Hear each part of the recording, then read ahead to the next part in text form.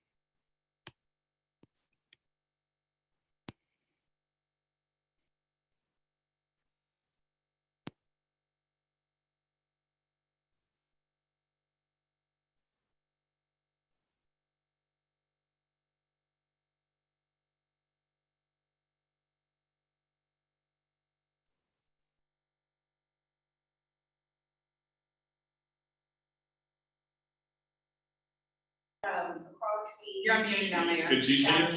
She can hear you now. Yes, I had her Hey, say. Carolyn. You see us? So he wants to. Okay. She's muted, so. You go to school there? I didn't know it, I really. But whenever. If you want to see it, is it just What's for going on? I sat there and saw everything here. No.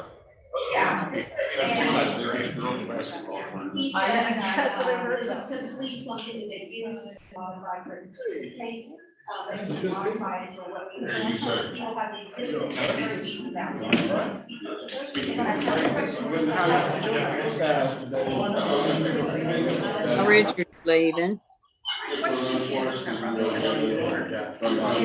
Yeah, I need to manage you.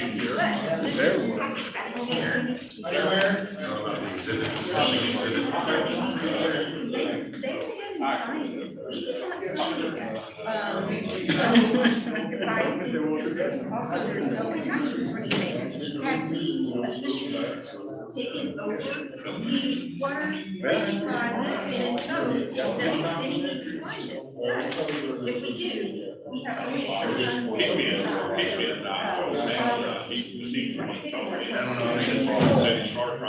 I didn't get any more sign this. Yeah, you can have this. This is just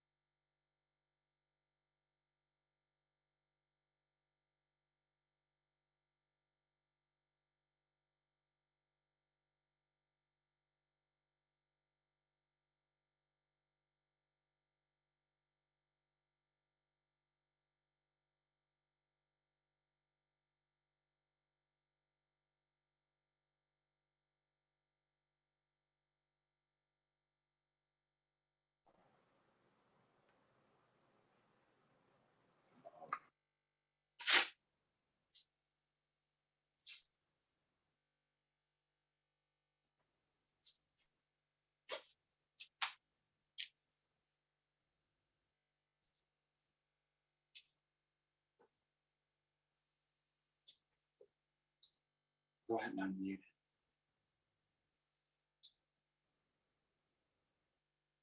It is. Thank you. Let's get in the box for a while.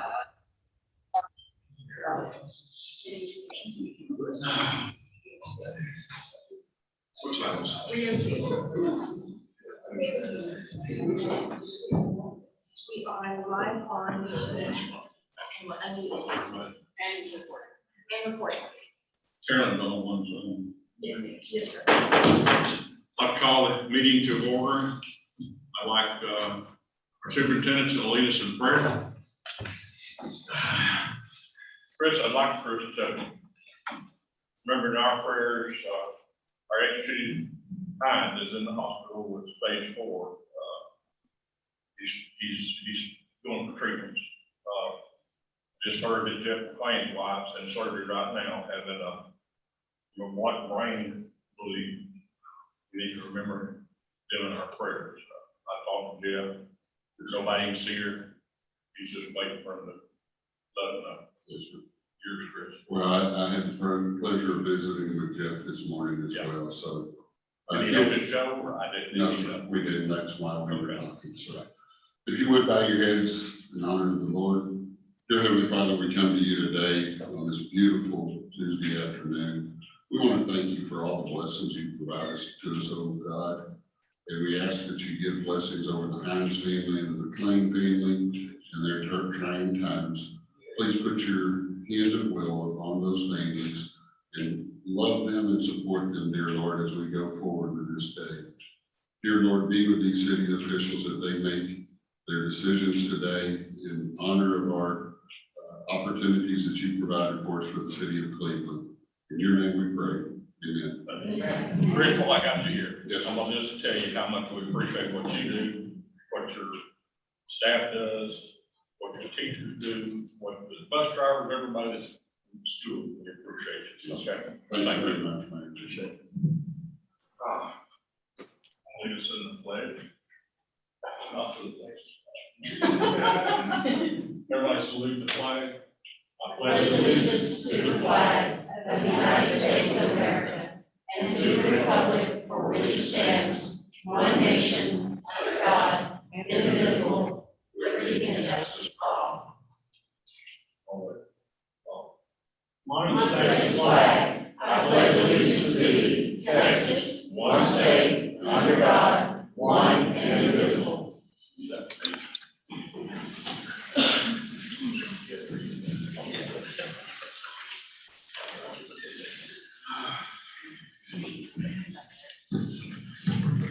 Angela, I'd like for you to let the record show that everyone present except Carolyn, and she's on Zoom. You got me, Carolyn? I'm here. Yes. Hello. Thank you, Carolyn. Item 1 on our agenda tonight is presentations of service awards for August 2021. Yes. We have 2 service awards. The first one is for Jason Holder, who's in the street department. He's been in with us for 5 years. And the second award is for Deborah Thorpe, also known as Jeez. And these are the 2 finest and most dedicated employees. Michelle, how many years you been here?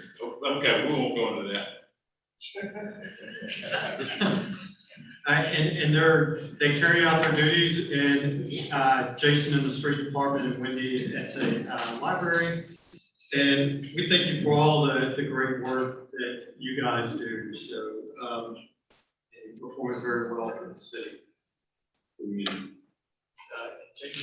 get Jason's award later. He's probably out there working out on the street right now. So.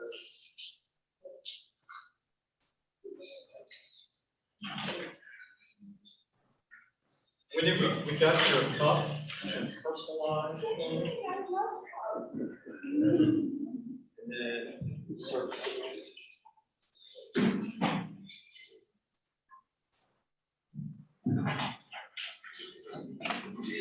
Thank you. You don't have to do that.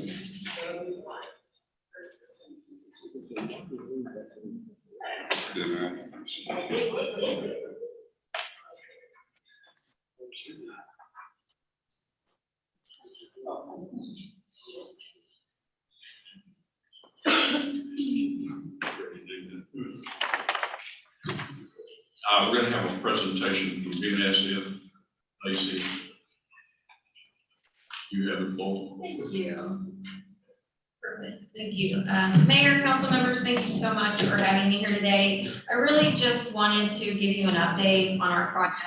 I know it's been a while since we spoke, and I think my predecessor, Daryl Coffey, might have spoke to you before, COVID time. So again, now that we're out turning dirt, I thought it would be a great opportunity to present, just a really brief presentation. So just to remind you, what we're creating here is a logistics center, which is part of the economic development's overall strategic program. What a logistics center is, it's a multi-commodity, well-served industrial park. So think of an industrial park, but where BNSF goes out, we purchase the land, and then we mass grade it, we bring the utilities into the site, we get the common rail infrastructure in place. So that way, whenever our commercial team is out and talking with customers, they can point them to these sites that are shovel ready, right? And what we like to tell customers is a logistics center can save them up to 9 to 12 months in the development process, just because the site is already ready, right? It's graded, we put down the trees, the track is in place. And a lot of times kind of the main timing piece is getting that main line turnout in, and so that's already gonna be in place at Logistics Center Cleveland. Again, I mentioned BNSF, we own the land, so we are the landlord, we lease the sites. We're able to give rail customers very favorable lease rates. So we're not a real estate company. While we do own a lot of land, we make our money on freight. So if a customer is shipping, we're gonna give you a really good rate on that piece of property. And so again, that's kind of all the things that we like to preach to our customers and why we're promoting these across the network. So this is the latest design for Logistics Center Cleveland. It's really hard to see, but all of those dots are potential customer sites. So we think we can have up to 39 customer sites in this development. We have 1,200 acres, over 700, which are developable. We've got a very good ruling on our wetlands, so we were able to open up the site a lot more and add more customer sites. I tell customers, just because the dot says, let's say 12.1 acres, that doesn't mean that you have to lease 12.1. If you need 50, if you need 100, we're very flexible and we'll customize it to meet your need. It can handle manifest customers, so think of a customer that is handling just single carloads of lumber or aggregates. It can also accommodate a unit train customer, so 100+ carloads of sand or aggregate. Those would be on the outside of the loop. Our civil construction is anticipated to start early next year, but in anticipation of that, we've started clearing and grubbing. So we're cutting down the trees. We're partnering with SEMA. They're our civil contractor in H&H Timber. We're actually harvesting the timber on site instead of just burning everything. And so I was just out there earlier and I was told there's probably 15 to 20 trucks full of trees that are leaving the site every day. That started last month. We're about 20% completed. It looks more than that if you're on site. And we should be done with the clearing, the grubbing, and the harvesting late this year. So that way we can put it out to bid and have our civil contractor in place and ready to start main construction early next year. And so in terms of customer timelines, we can start working with customers right now and designing their lots into the park. And we think that we can have our first customer up and running by first quarter 2023. We have a similar layout in Hudson, which is in the Denver metro area, and we did the same thing. I started working with a customer before we had the civil contractor on board. And so that way we could phase our grading plans. And so their side, we got it graded and ready. We moved on to the other side while they started laying their track. So they were actually up and running before the whole site was even completed. So again, our commercial team is out counting the payments and we're really trying to push customers to this location. Because we are putting a significant amount of investment in it and we just feel like it's a great site. So again, that's kind of a brief update. We're excited. Bobby, Angela, great to work with, and Robert, so thank you so much. We are very excited about the project. So y'all are working on actually selling leases right now, right? So yes, so we don't sell them, we just lease them, but yes, I've talked to probably 7 or 8 customers already that are interested. In the past, we thought we were gonna have a very lengthy permitting process. We thought we were gonna have a 404 permit. We'll come to find out we didn't have to have that. And so that kind of sped up the development.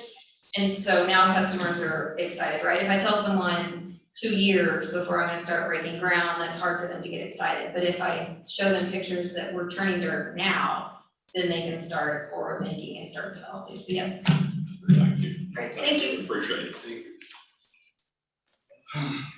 Okay, we have a session for public comments. Jim Carson? Yes, sir. Thank you. Jim's always got something good to tell us.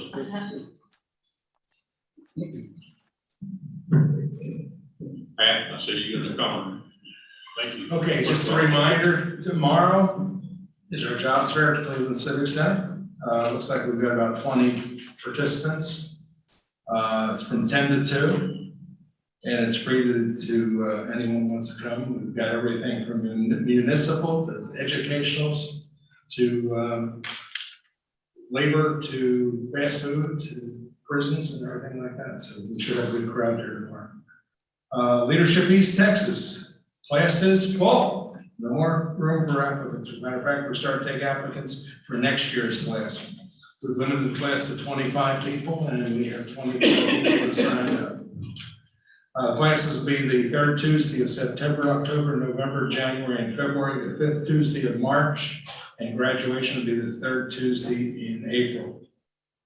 Rock and Ride Cleveland is November 13th. It's from 6 a.m. to 1 p.m. We were going to do it on Travis between Booth and Crockett, but we had some kickback from the businesses there, so we moved it. We're going to move it down to, we'll bring it up to City Council next time. But we're going to move it over in near the sanctuary, that whole street there. And so I think that's going to be a good deal. September 2nd is our luncheon, and we're going to have local businesses speaking. And October 7th, we're going to have HGAC speaking. So that's going to be a good luncheon because we're talking about textiles. So I expect we'll have a lot of politicians here who want to hear what's going on.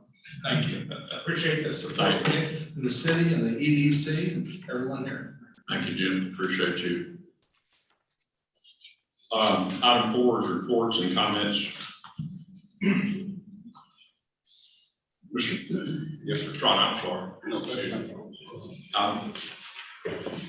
I thought you just wanted to pray that one day you was to talk. I go about the door. I'm coming to you as a taxpayer, Chris Carter, 810 Maple Street. Just wanted to say thank y'all for the ditch clearing. Y'all have done quite a bit in the central part of the town. I've noticed with a couple of rains that it's actually kept the water moving, and I couldn't thank y'all enough for the little details that I've seen with the roads and the ditches in my part of town, in the central part. Of course, Maple, Truman, South Side, there's been quite a bit of work done, and I just want to take the opportunity to say thank you to council and the city folks, for city staff, if you will, for what y'all are doing and paying attention to the little details. We don't always think about that, but it really does make a difference, and I want to say thank you. Thank you, Chris. Appreciate you. Okay, item 4 is reports and comments from the city council, mayor, or city staff. Carolyn, do you have anything that you'd like to say? I do not, Richard. Thank you. Carolyn? I just wanted to say it's good to be back. And also, I appreciate the progress that the BNSF is doing, and we just You're doing a great job. excited to see that. And also, just to innovate on what Mr. Charlie said, we appreciate the little things that the workers do to make their dreams to us city. James, okay. Danny, do you have anything? I just want to thank everyone for coming, and I'm really happy with the support from BNSF. You know, just a reminder of the good things that we got going on here in Cleveland. You know, we should take off, and we just got a lot of good things. You know, from our police department, to Brandos, to the splash pad. You know, we just got so many positives here in Cleveland. And I just want to, point that out to people, just take a look around, and we're doing good things. So let's just try to, keep the good things going. Mr. Lawrence? Thank you, Matt, Bob. You'll go through the list. I don't have anything at this time. Mayor, could I say one more thing? Angela? I don't have anything. Okay. Yeah. Go ahead. Mayor, I'm sorry, I forgot Yeah, one that's thing. Next Thursday, Mr. Pennington and I took a drug, about a week ago, actually last week. We try to do that about every other week. Next, Thursday night at 6 p.m., we're gonna host a, town meeting in regards to the Northside Elementary property. We've had some questions and concerns. We're gonna have our civil engineer and our architect on site out at the high school. We'd love for the city officials to come and join us. I know y'all been looking at the plats, but as always, when you start a project, there's, well, what about this and what about this? So our civil engineer is going to come out at the high school next Thursday. We would love to have anybody and everybody.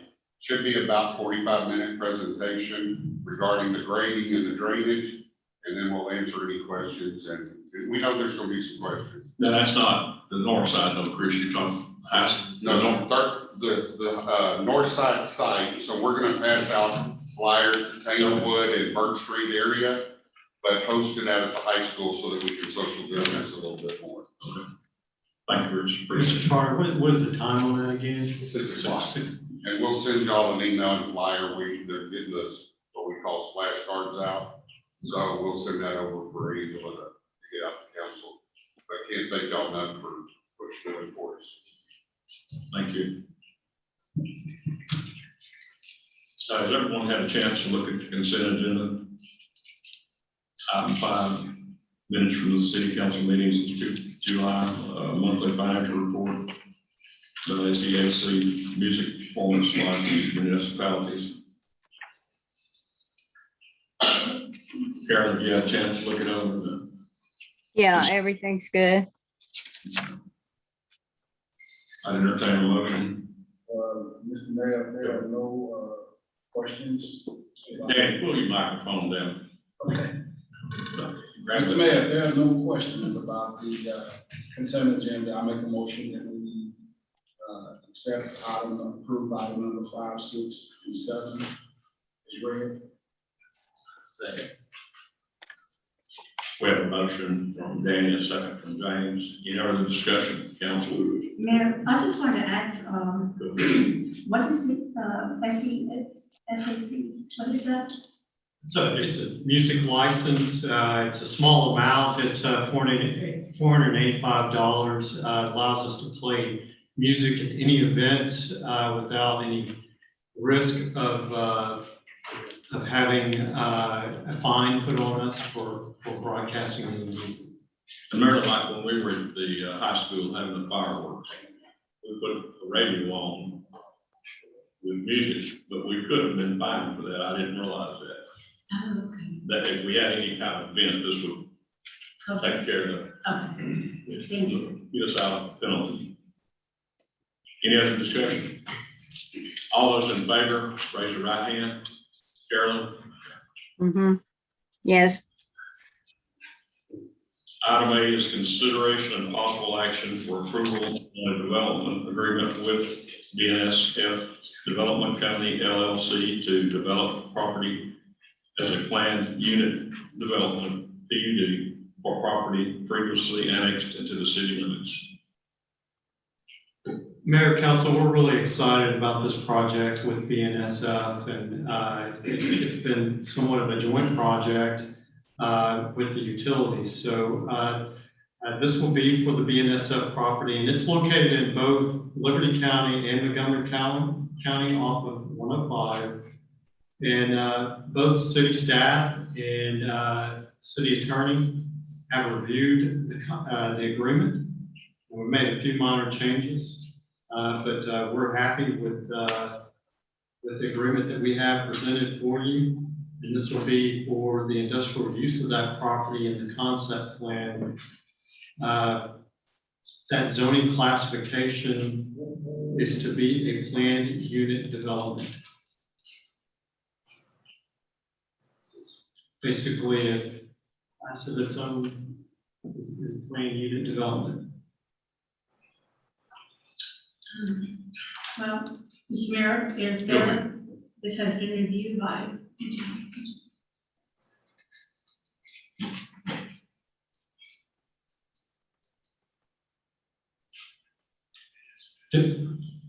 There's a slight modification that was made to the agreement, and any kind of upsizing of the utilities, and that may be something that we do would be a separate agreement that would allow for additional details. The only difference between what you had before you in your packet and what we added or BNSF had was we agreed to enter into another agreement if down the road we decide at the city level that we need to upsize any portion of this. But yes, we have looked at it. In fact, I'll say this is one of the better written agreements that have come across my desk. I plan on stealing some of these provisions for future code. So they have the full support of legal and staff. Okay, well, with that said, Mayor, with review and approval of the attorney and the city staff, I'd like to make a motion that we approve this development agreement with BNSF Development Company. I'll second. Okay, Marilyn made the motion, Danny seconded. Any other discussion on this item? Carolyn, you all right? I'm all right. I'm good. All those in favor, raise your right hand. Against, the same sign. Item 9, consideration and possible action for nominations to Montgomery Central Appraisal District Board for 2022 to 2023, 2-year term and approved resolution with nominees listed.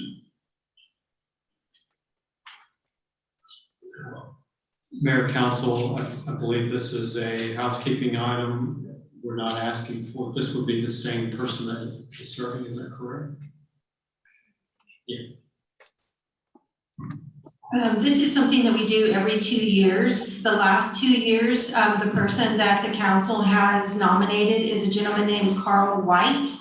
And then what council will do is if they're wishing to have the same gentleman, there is a resolution that you'll have to approve tonight, selecting him as the nominee. Will provide the biopsy, I'm sorry, the biography to Montgomery County. And then in October, they will submit the ballot for voting. This is just to nominate the person. And we don't have that many accounts for Montgomery County, but this is the person that they have nominated the last couple of years. But there is a resolution that y'all have to nominate your person. And we did provide a list of the board of directors that are currently on there. It's in your packet. The person that we nominated for the last 4 years, you know, didn't get picked, so really it was a waste of time. He's not on that day? No. I mean, you know, so really, I don't see why we're included. Because the person that we nominate, for some reason didn't get chosen, so. That's a small board. Yeah, I know, but.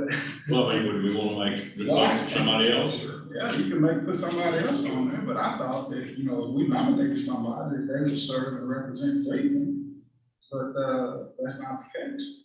So, you can take Carl White's name off, because 2 years ago, you know, I told him that, you know, that he would be on the board, you know, we nominated him, and so. So what are you saying, that you're not nominating him again? No. Well, I think he's not eligible, I don't believe. Oh, okay. He don't want to do it. Okay. I wouldn't. It's not gonna be, I mean, it's just a waste of time. That's just my opinion.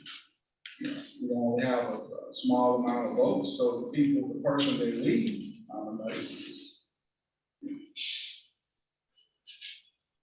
And this individual have to be from Montgomery County? Yep. I'm just speaking for me. The qualifications for the position are located in your packet. And we just have to have a response turned in by October the 15th, if council so desires. We haven't even done it. So we can bring this back?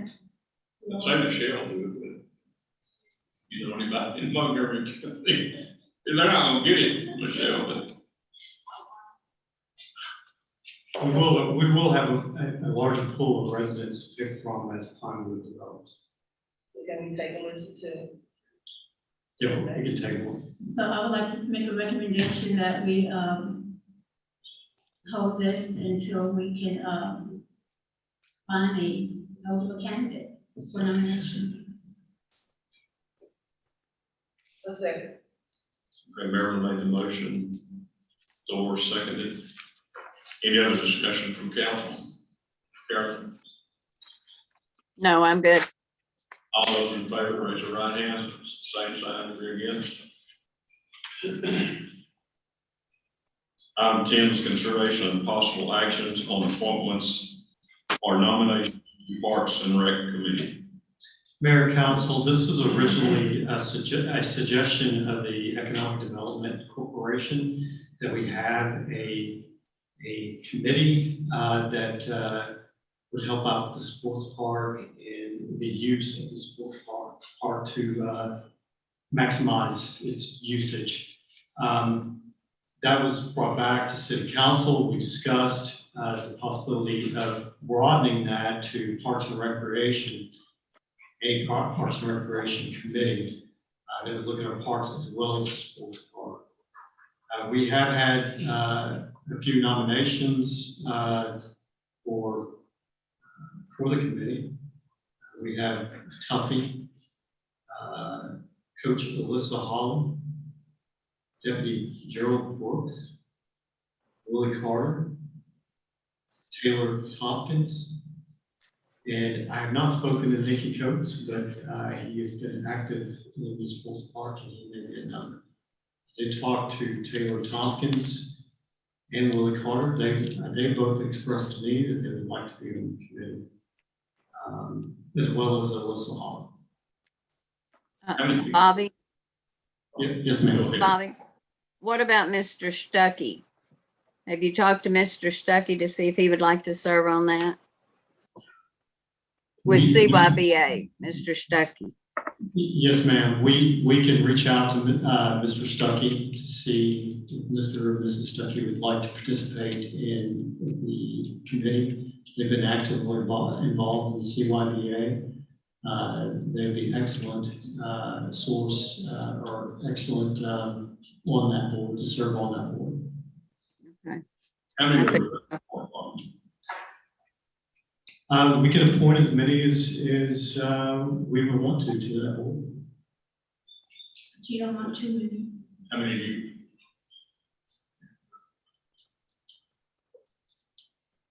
So usually our committees are 5 to 7. Get too large, then If you put everybody on your list, how many is that? have 6. Right now, 2 days Well, if we pull Gerald Brooks, then it's 6. What's our deadline? There is no deadline. We just want to move forward with the committee. Give us some time. Well, we need to counsel, somebody on the council on it too. Staff could be a liaison back to council.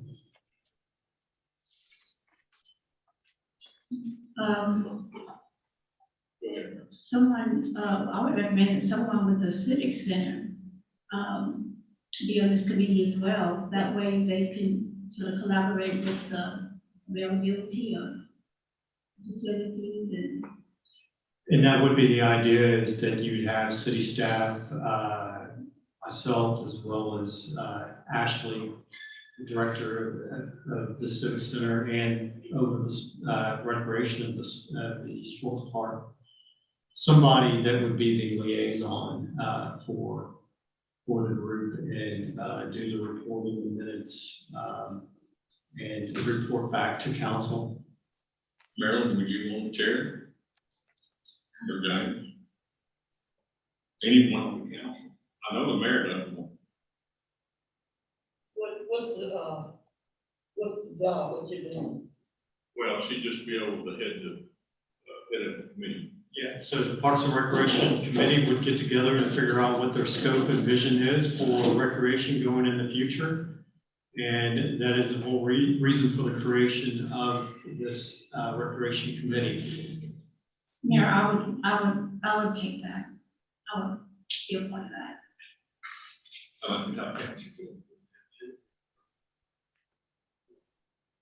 I mean, I think the more the better, that you want to be a chair, an associate chair, or whatever. I mean, I don't feel like anybody else will have any more say, but at least bring it to the council. For Maryland and James? Yes. Mayor. That's good, that way won't be quorum. And then, No, that's why I said that way won't be quorum. Need you to count. we need to have a motion that we, Marilyn. If needed to be, if the council needs to be there, if that's what the council wants, to have a representation on there. Right. But, you know, Well, okay,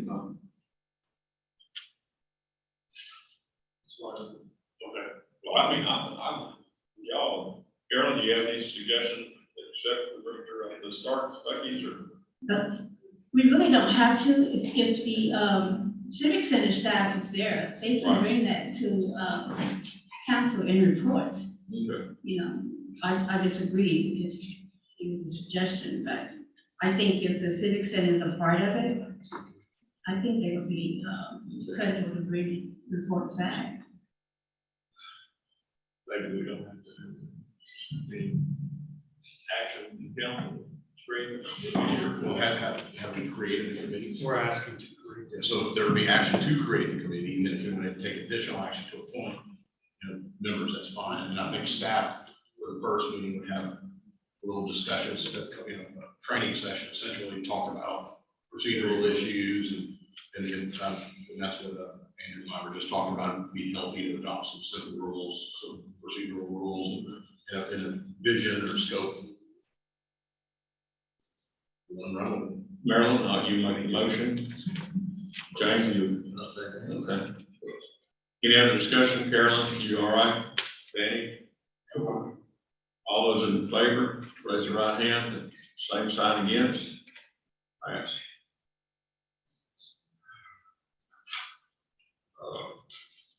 Item 11 is consideration and possible action on proceeding with request for bids for airport signage project for the Cleveland Municipal Airport.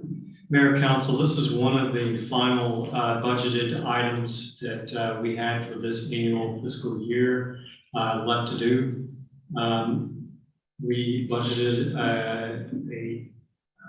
some funds for that project, around 27,000.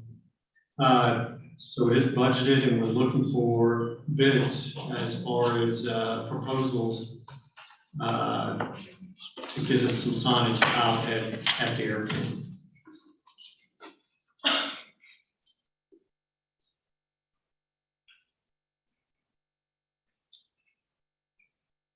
Are we agreed on the signage? What we're gonna put out there yet? No, we're asking for a request for bids, and basically a design that we're asking those companies to really design one of their bid. Was this signage, normal sign? The Humble Signs had created one, but that was just conceptual kind of idea of what we're looking at, but we're looking at other creativity as far as design goes. And this is just for the bids, is that correct? That's correct. We want to look for bid, for basically a bid and a design to go along with that bid on the signage at the airport. Okay, I would like to go ahead and make a motion that, we go ahead and, put the action of, the bids for the airport signage. Just go on with the process of it. I have a motion from Marilyn, a second from James. Any other discussion on the airport signage? All those in favor, raise their right hand. Those against, the same sign. Mayor, may I say something? Yes, ma'am. On item number 10, just for the record, I nominated, Tucky. Just for the record, his name is Ivan Williams. Ivan Williams. Yes. Got that. Okay. Well, I didn't, that's all everybody in comments to. Okay.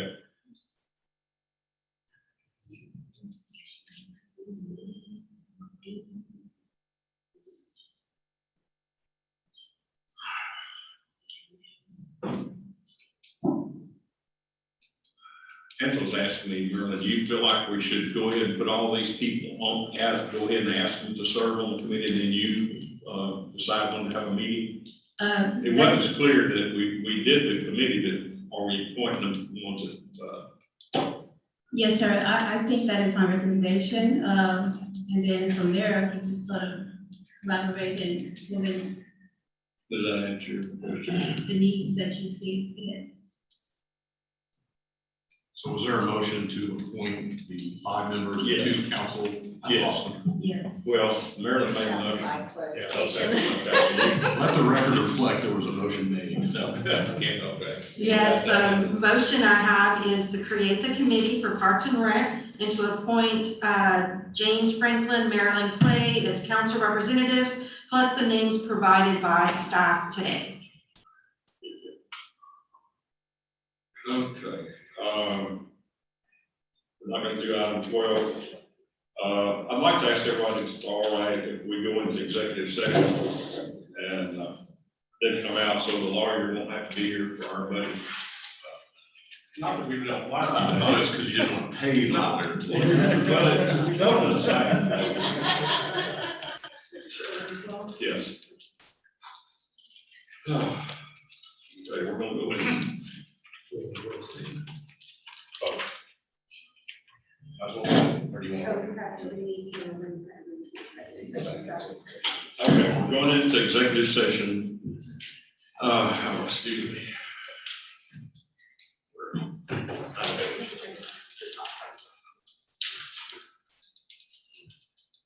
I have to go through these. We're going to executive session under Texas Local Government Code 551-071 and 551-072 to deliver it with the attorney and consider purchase or exchange, lease, or value of real property.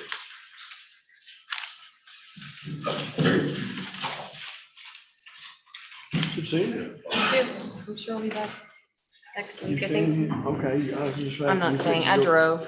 I was gonna fly, but I've had really bad luck with my flights lately, like stranded in places. And so I was like, I can actually drive here, so I'm gonna drive back. But when, have you been up to the site lately? No, I haven't been all week long trying to get out there. I knew you were there when I came today. Well, yeah, I'll let you know. And if you wanna, I can tell LJA, like, if you wanna go by, I can give you the guy's name, who's out there. Who's out there? Well, his name's Jeff Payne, but he's actually was in the hospital yesterday, so it was a different guy, Benito. So let me know whenever you wanna go. Just send me a text or call.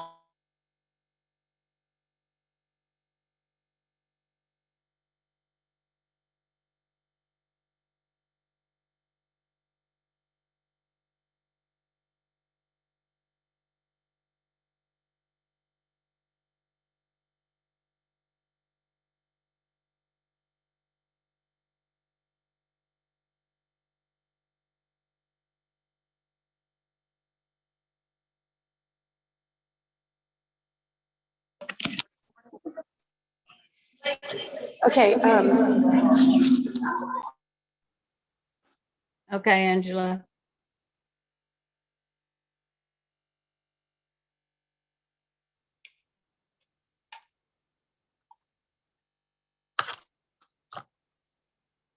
She didn't say anything to me.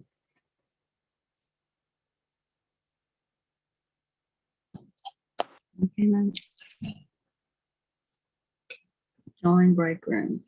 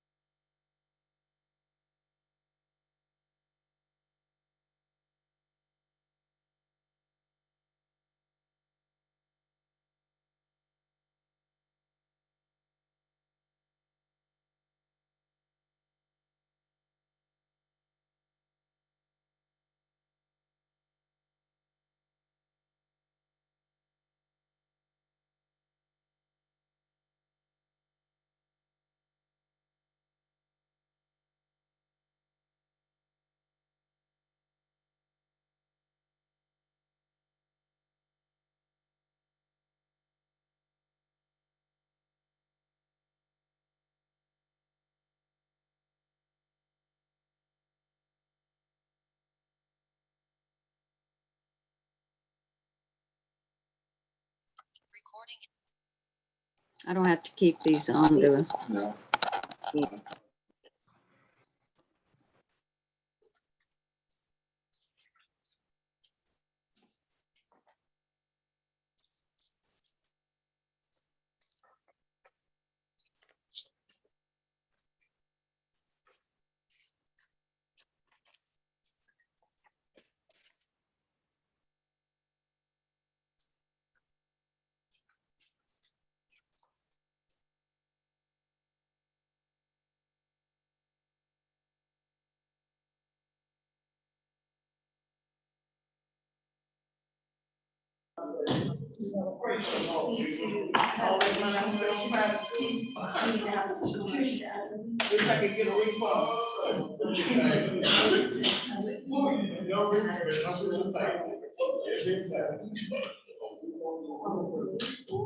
Yeah, she wants to be a big guy.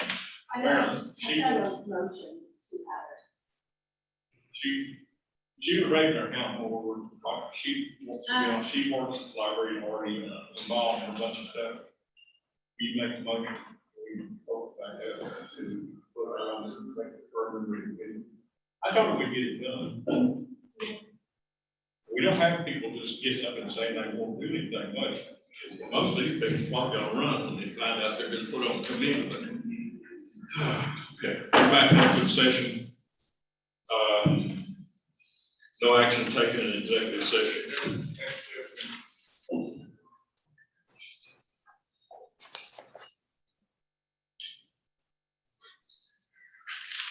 I'd like to put Wendy Tharp on that recreation committee, and I think Marilyn's making, will make the motion. James, you second it, please. To make a correction to the item, which is by making the motion to add an additional, committee member.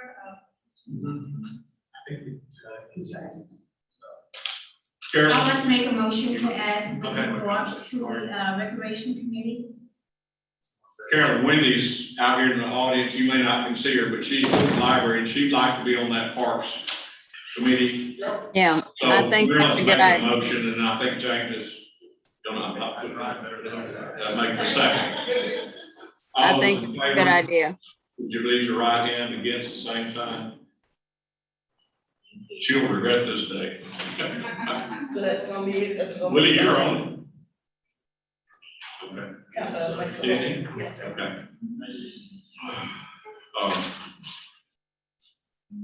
What was it? Item 13 is we're gonna go into a budget workshop on new revenue and voter approval tax rates of the fiscal year 2022 and budget work. Well, we're gonna do that first, 13. Okay. Bob, I'm gonna let you. We're required by state law to submit a no new revenue and voter approved tax rates. If you remember in years past, this was the effective rate and the rollback rate. They changed the name of it through SB 2. I believe that was session, 2 years ago, the last session, I should say. So we have received our information from the county, and we're a little surprised because the numbers are skewed in our favor. So we know that the proposed rate at this time is we keep the rate the same at 76 cents. But we can have a discussion about possibly lowering that a little bit. But for the purposes of the notice, we're looking at 0.7600. That's the same rate as we had last year for our taxes. The no new revenue rate, that's the old effective rate, is 0.76997797. That's the rate that we would want to stay at to collect the same amount of money. But if you look at those numbers, the actual current rate at 76 is lower than the no new revenue tax rate. And that has to do with the new construction that we've had. There's also a portion of our sales tax that goes towards lowering the tax rate. And so we had a really bad collection year due to COVID. And so that, plus we refinanced some of our debt and we went out for new debt, so that kind of changes the equation. There's a whole calculation. This was emailed to you, the entire packet. We'll post it online as well. And it's a whole calculation, truth and taxation that's required. And that is put together by the county tax office for us. So it's very unusual. This is maybe the second or third time I've seen this in 27 years of tackling city budgets, that the effective rate is higher than the current rate. And a lot of that has to do with new construction, because new construction is not part of that calculation. So that's good news. We being lower than that rate. In the past, we've been a little concerned and sweating that we're in between the no new revenue rate and the voter approval rate. And that's the part where you have to go back to the voters and ask for them if we wanted to increase taxes above what is 0.8327422122. We have to go to the voters to go above that level. We're going nowhere near that. But that was the old rollback rate. So usually we fall in between the two. We actually fall below both rates. So that's good news. Do you need to put that in there on the motion of the 76.9? It only requires council to receive the notice. There's no action to take at this time. So you don't need a motion? That's just, you're just letting them know. How much did y'all go down, Wood? How much they went down? We stayed the same. Well, but, we might go down. We may go 10% or? A tenth of a cent. We're looking at actually going a little bit lower. I believe that the ISD is going to go a small fraction from what they were last year. We're not doing an increase there. Well, I knew no increase, but it just feels good if you just said we're lowering it. And we actually plan on presenting a slightly lower rate than the 76. My thought is that we land somewhere around 0.7595, somewhere in that neighborhood. That's something that we can absorb. And I think that we should continue to whittle down our higher tax rate, be cautious about it. But we continue to lower that tax rate to get us at a lower tax rate for it. And we'll be able to do that with all the new construction that's happening in Cleveland. Bobby, I heard you say earlier that your numbers were sort of different from theirs, your own calculations or something. Did you say that? You mentioned. Yeah, they actually calculated it the same. They get all the information. So we also have a truth and taxation module that we input the numbers. And I have talked to to Richard Brown about the calculation.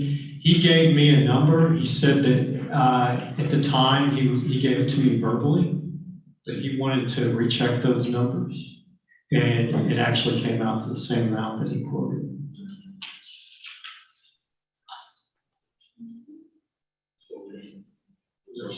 Yeah, just receive it. Item 14 is budget workshop.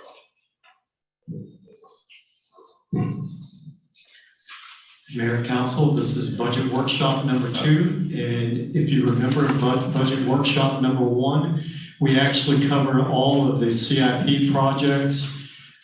We could refer back to that after we go through the budget workshop 2.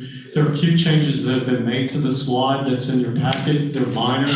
We'll call them out as we see those changes. One of the things that we did add in here was we didn't have the tax calculation at the time last week. We have those numbers. So Savannah, though, this one's today's.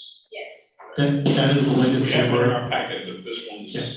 You have one in the packet, but the latest and greatest was, it should be with you as well as a separate item. We can also email that to you. We just added a few slides dealing with sales tax. We'll post it here on Zoom as well, so you can see the actual slides.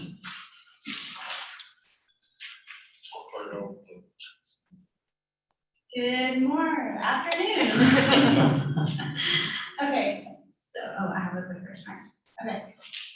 So, starting with the notice requirements, this is, what Bobby actually just went over, the no new revenue and voter approval tax rates. We have about $500,000 worth of property in Cleveland. A portion of this is frozen because of the homeowners over the age of 65. If you divide the value by $100, we have about $4.5 billion in taxable value. Our tax rate is currently 76 cents for every $100 of value. From that 76 cents, a portion supports debt service for bond payments, and the rest is distributed into general fund to support maintenance. We are proposing the tax rate remain unchanged from last year. One correction, that's $500 million in value, and the taxable is 4.5 billion. Sorry. No problem. And then there's just a small change in the debt service rate. You can see that the last column there is the actual change from the prior year.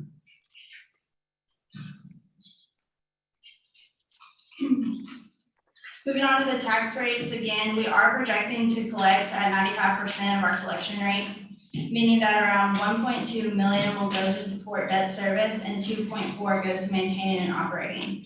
This changes the total tax levy. This changes as the total tax levy is almost 3.5 million. We are expecting $272,972 to change in total tax levy from last year in the positive.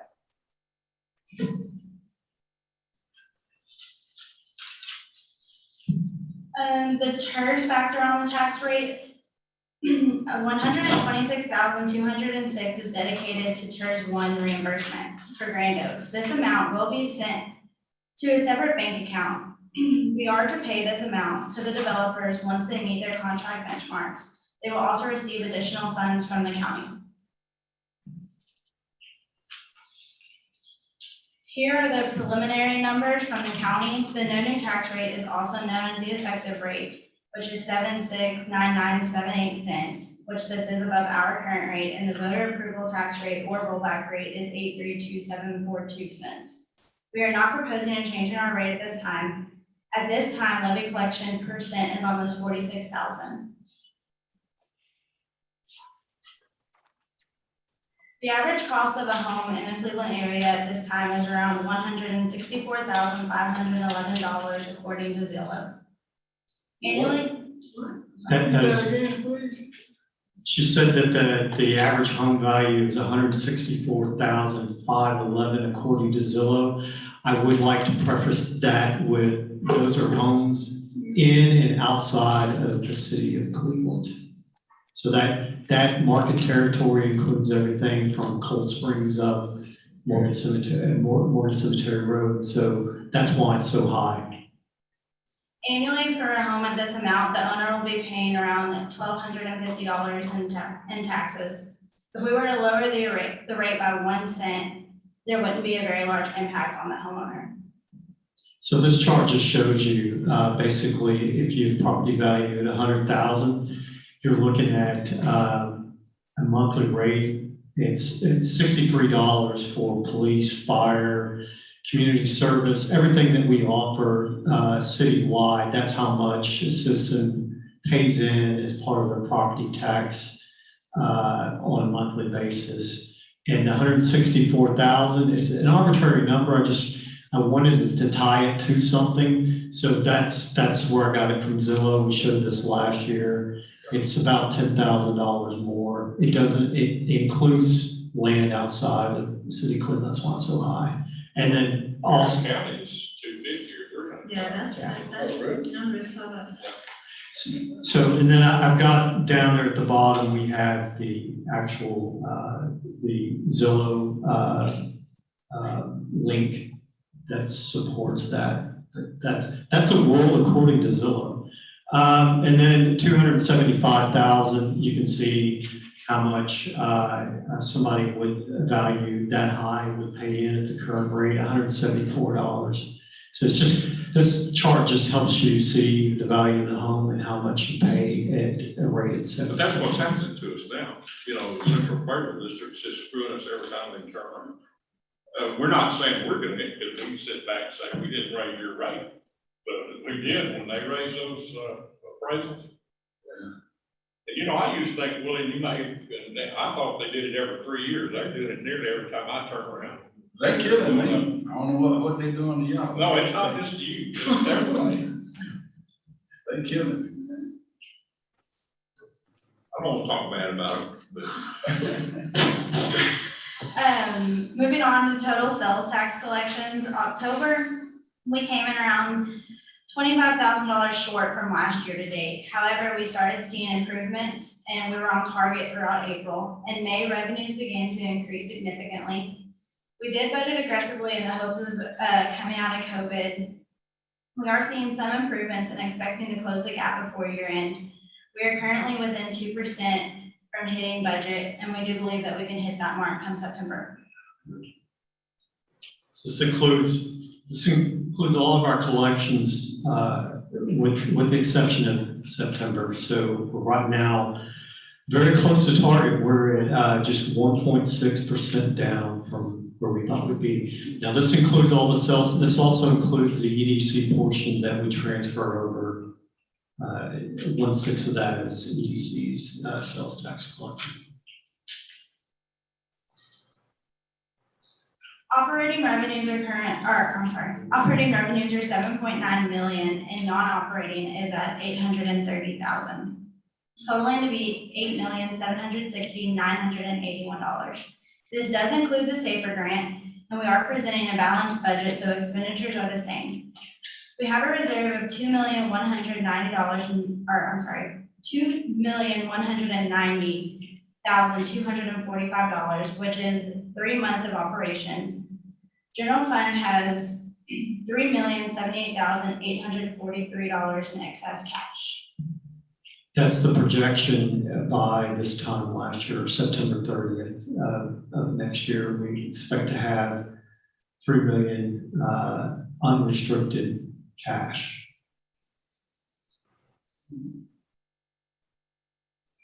We are showing a slight decrease in revenues for the projected year end. This is mainly in use fees and court revenue.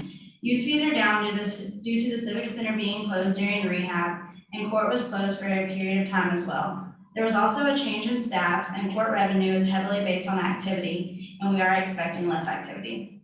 Property taxes and sales tax are proposed at a flat rate for fiscal year 2022. We are showing close to 8 million for operating revenues and 830,000 for non-operating, and which does include the SAFER grant, and we are projecting close to 8.7 million in total revenues for the proposed budget.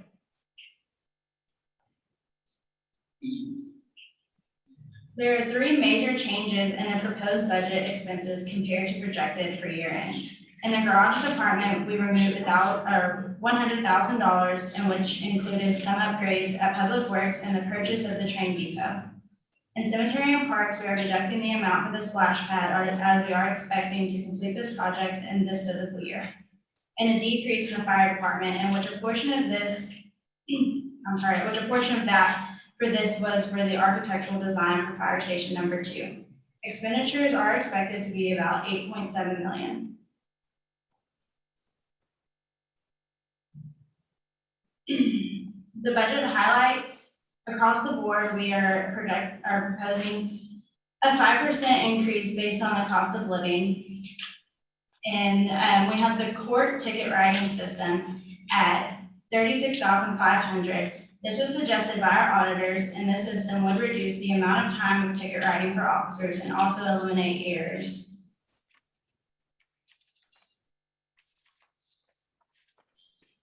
We're also proposing 2 new police officers with a total of $155,384. The corporal officer are first line supervisors overseeing police officers. Corporals fulfill the sergeant's duties when they are absent. Corporal responds to police calls and perform law enforcement duties, but they also oversee a range of administrative functions, including performing roll call, staff planning, officer evaluations and training, and communication. The patrol officer is needed to keep on with the city's growth.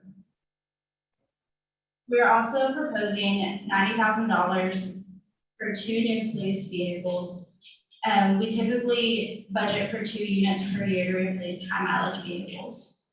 And also $150,000 for the police evidence room, and this will be additional with the $100,000 that will be, that was already allocated towards this project. We get the sheet, there about that last one, we're gonna have to spend that money. But you want 3 of them. I may be able to get a golf cart included.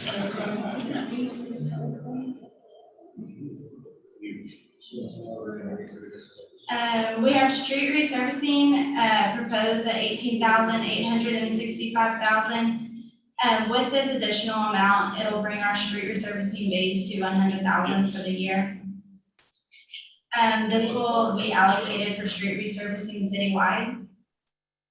We have medical services for fire department at $7,000. This includes annual testing that's required for the SAFER grant and TCFP certifications. Other cities pay these costs for their firefighters as well. And here's just a list of the funded items that we just went over. Salary at the 5% of $215,150 for reoccurring. Another salary adjustment to bring Some of those positions to the level that they need to be at competitive pay. So yeah, that first column is a recurring cost. The ticket writer system, that portion of the ticket writer is for recurring costs and maintenance costs. Hey, Bobby, on that, COLA. Yes. Okay, now that's, so every year, is that like, are we trying to go with that 5% or? No, sir, we want to reevaluate that every year.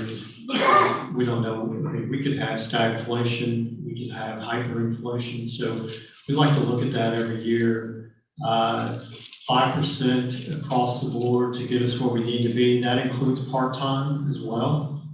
And then there's another adjustment there, a salary adjustment on some of those positions. I'll tell you, those positions are the police captains, the dispatchers, some of the all the labor 1 positions, all the part-time. They are going to see a 10% increase just to get them where they need to be. You say labor 1 position, what is that? Those would be our labor positions in public works, Okay.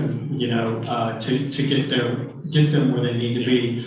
I also want to make sure that I'm trying to get us above, I want us to be competitive on the bottom end. I don't want us to be the lowest paying in the area. You know, those guys work hard out in the field, and you know, we need to be paying more than sacking groceries. And we need to take care of our guys and all of our employees. And dispatch is also another area that was very low. Yeah, now Bobby, on that 5% COLA, that's great. That's outstanding. We're able to do that. Now, I think that you should also stress on that insurance package that we provide. That's a heck of a benefit. You know, and the city is, you know, what I'm saying is that, you know, we are doing right by our employees. Yeah, that's why we sort of let the insurance Right. along, So we can hopefully get some people to take these positions. Very few companies give you a 5% raise and then let your insurance pay something. Right. And they give you a 5% raise and then raise your insurance, you know what I'm saying? Right. So I just want you to stress that to them, that, you know, we doing our best to do right. Yes, sir. By our employees. We don't necessarily pay as much as the private sector, but we do have very healthy insurance. And then also we'll get into, we have a slide on the there's a 5.5% increase on the insurance that we've discussed in another meeting. And that was actually prior to the proposed budget that was filed, but we have a change sheet. We always, every year we track our changes from the proposed, and we'll get to the insurance as well. But yes, the point is that we don't want to eat into that 5% and that have to go back out as far as insurance. We are taking care of our employees. And then again, we went over a lot of these items in the prior slides, but the non-recurring items is the middle column. The major item there is the police evidence room. The street resurfacing only shows 18,000, but Savannah, do you remember, is that it's 100,000 total? The 18,000 will bring our base to, or the 18,000 will bring our base to 100,000 for that line item. So we're looking at, in the proposed budget, we have 762,963 that are supplemental items. And of that, 481 are going to be reoccurring. We're going to see those costs again because they have to do with salary increases or they have to do with additional positions that we've added. I have looked at the police and to see what the recommended, there's a ratio of how many peace officers are ideal. There's several different organizations that have an ideal number there. I believe that was provided in a management report, but for the number of officers that we have for our population, we're sitting at that recommended level of officers. It's just important that we continue to create additional peace officer positions to stay ahead of our growth. Bobby, on that, back on the 5%. You said you're gonna add 5% more to the code, like 10.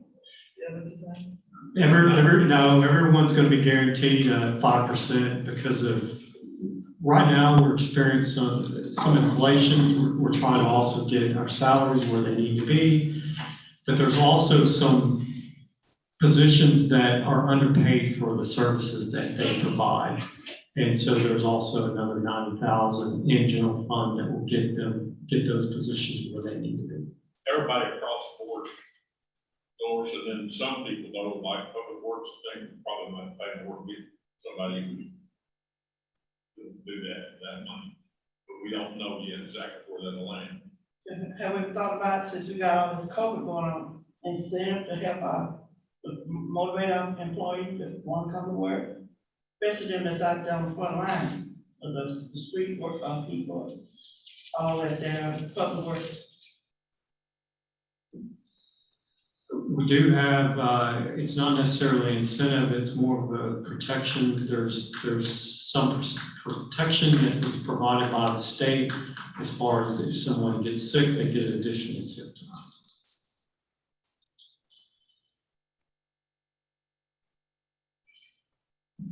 Here is a list of the unfunded items that were brought to us by staff. First, we have council chairs to replace the council chairs. And Savannah, before you go down the list, I just want to mention that we try to capture everything that the department asked for. Obviously, council chairs are not at the top of the list of priority things that we need, but we just threw these in here. So just, they're not in any kind of order. Some of them are actually in department order, but we try to capture everything that the department asked for so we can capture. And as we go through this list, there may be some items that council wants to add to this list or to the funded list. chair you're talking about, didn't I? Yeah, mine's a good chair. Well, these are unfunded items, guys, so. Okay, we'll get. Yes, sir. So these are items that we did not include. For the council chairs, the idea is to purchase them from the Texas Department of Corrections, and it will be similar to the current mayor chair. I'm like an air cool chair, they got them.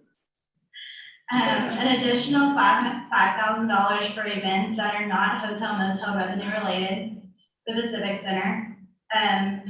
And staff is also seriously looking into converting a CID clerk from part-time to full-time, and this could be moved to a funded item now that we believe we have the funds to support the position. We feel like that this is one of the items that may make it into the funded list. We have additional, we believe that we're going to have additional sales tax. We'll get to a slide that shows we're going to have roughly $250,000 of additional funds just due to sales tax activity and property tax. Okay, on that CID for specific. These are the clerks that handle the records retention, and they also handle evidence work in the investigative portion of the police department. Did I say that right? Yeah, they move all the cases to the district attorney's office, all the paperwork, the clerical side. We have one that's been there probably going on 20 years, and could be any time, maybe on a retirement kind of scale, so one lady's taking home, she's doing what she's doing, she's part-time, she's doing. And then chief never asked for anything until he really needs it. And I know that he really needs this to be a full-time position. So this is one of the items that we believe that we would like to move it to the funded list. So this is gonna be a created position in only one part or two? We already have a part-time position that's bringing that part-time position to a full-time position. That's why it's a small amount. Just one part? 3 full-time clerks in the city. The Tyler Technologies for the AMR project, this is $2,800 for Encode software for the AMR reading, and it would be reoccurring. There's a fire department software. From my understanding, this is needed to be upgraded. It's to kind of track their calls and such from what Sean had tried to explain to me. The computer equipment for $20,500. This will cover a new mail server, new CID monitors, and spare computers. A non-recurring item for a vehicle for the building inspector that we do not have at this moment, but we're budgeting, or it's unfunded for $30,000. And we're still using a third party. I made sure that we included this. We use the building inspector vehicle. We move that as our pool car for over at the airport.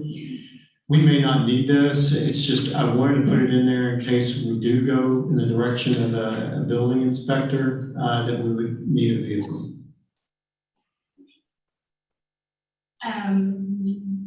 An additional $70,000 for street resurfacing, and this would go with the already funded $100,000 to bring that amount to $170,000. And then additional grapple equipment for public works for $43,000, but this could possibly be budgeted in 701. And then contract mowing services for all 3 parks, the airport and the cemetery for $40,400. And we are needing an additional funding for the taxiway repair at about $155,000. And that's just the taxiway lighting. We are looking at the system that we have right now. We have direct burial lines. We also have a project that's taking care of our runway light system. We have the funding for that. I don't think that we would need the entire $155,000 for taxiway lights, but we just have it earmarked there. We will get a better number as we move forward before adopting. On your contract mowing, our guys can't do that? They do that, and I prefer that we keep at least the cemetery as part of the contract mowings, part of in-house, I guess you could say. We may have some issues with the gravestones, and I'm a little leery about actually contracting that out. We did an analysis probably 5 or 6 years ago, and the cost, it actually made sense to go with a third party on our facilities like City Hall and Civic Center. That's an easy mode. There's quite a bit of weed eating, and it's just, when you're dealing with the cemetery, you just need to take a little extra care, and nobody's going to do that better than your inside folks. So to me, I'd like to keep that in-house. This was something that was asked for in Public Works, but I just have some reservations as far as. But now he's saying contract, continue to work like civic center, downtown. That is Is correct. what that 40,000? No, this is an addition, so this would be more third-party services. This would include, did you say the cemeteries and the airport mainly? And all 3 parks. And all 3 parts. Okay, so our guys are gonna do the cemetery, right? They currently are doing the cemeteries, and they do a good job. I think that's a good way to go, because you'd be surprised how many people really watch that. How they mow, because I get complaints, when they don't weed eat, and you would really be surprised. And I think that's a good idea to keep our guys doing that, because they're gonna do a better job at it than the contractors. Now, we may want to look and see if we want to just contract the mowing out at the airport and separate that as part of that 40,000. To me, that makes sense, because that's a little easier to handle. But the runway lights are something that we need somebody to take a little more diligent, make sure that we're not hitting the lights and just, damage control, I guess you could say.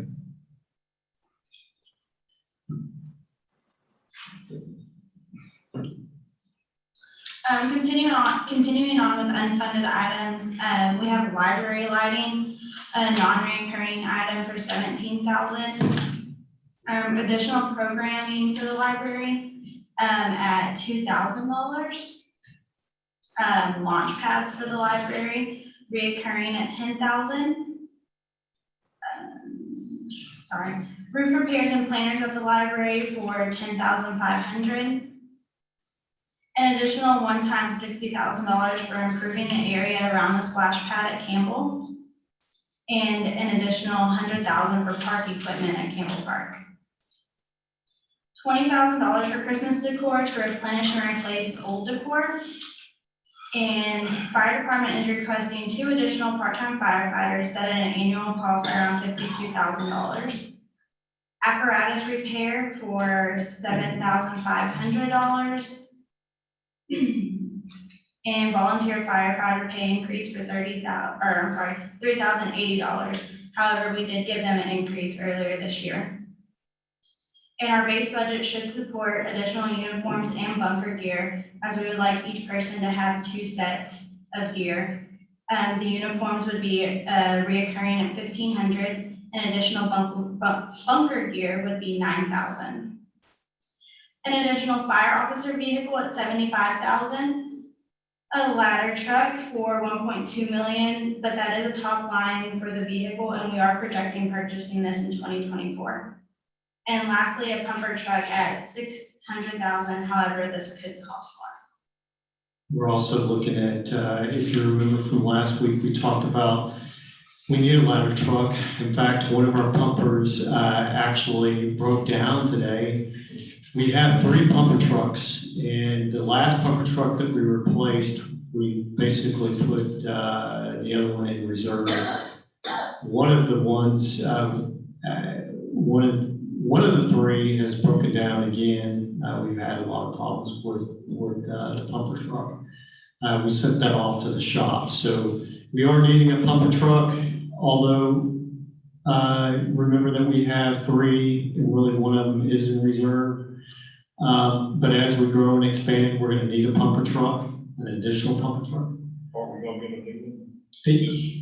Now, We're we're getting a tanker truck this year, so for a little under $300,000. And then we're looking at possibly doing a note, and we discussed this in our CIP in the first workshop. Looking at 2023, 2024, and getting that ladder truck, pumper truck, probably maybe one right after the other, or maybe a combination. Okay, Lonnie, I got a question on that, park equipment. We had, mentioned, discussed about getting some equipment for the handicap. Making, at least one of the parks, making it handicap accessible. Yeah. I've been approached, by several people, and that's something that I never even thought about. And I got some information, showed different apparatuses that were designed for handicapped kids. And I think that's something we might need to look at. If it's just one thing we can do at a time. I thought we did. We looked at it, we have a quote. I got sticker shock on that quote, but I believe that we can purchase something. We have funds available to purchase a swing. We need other ADA accessible park equipment. I'm gonna tell you, our parks need some serious help. Yeah. And we have a splash pad in there, and that's in the footprint of the pool. It made sense to put it there because we have the lighting. We can really make use of the facilities that we have there, but we really need to revamp the facilities that we have and take care of what we have. So I really would like to include this and really focus on Campbell Park, and then move to the other parks, Samuel Wiley and Old City Park as well. But we need to take care of the parks that we have.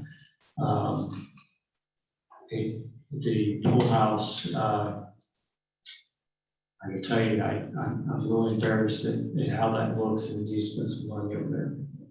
So, Mr. Bobby, that picture that you sent on the splash pad, that's big as it gets, and that's all that going on that square? It's for little kids, that's pretty typical for a splash pad. We want to use the rest of the footprint of the old swimming pool and either do a little putt-putt course or have some park equipment in the footprint of the pool. I think that it'll look really unique in the fact that we're reusing our facility and repurposing it. It may be that we take the old pool house. I know we've talked about murals, but it'd be nice to have something painted there. It says maybe I love Cleveland on the pump house. And I mean, that makes a great photo op. And, but we need to make some improvements. The roof of the pool house as well as the pump house needs to be looked at. We need to spend some money on the restroom facilities over there. We have a wonderful parking lot. And as well, we have a bike trail, we have a little walking trail over there. I did go over there last week, and it's being heavily used. The basketball court gets heavily used, and it just needs some TLC over there.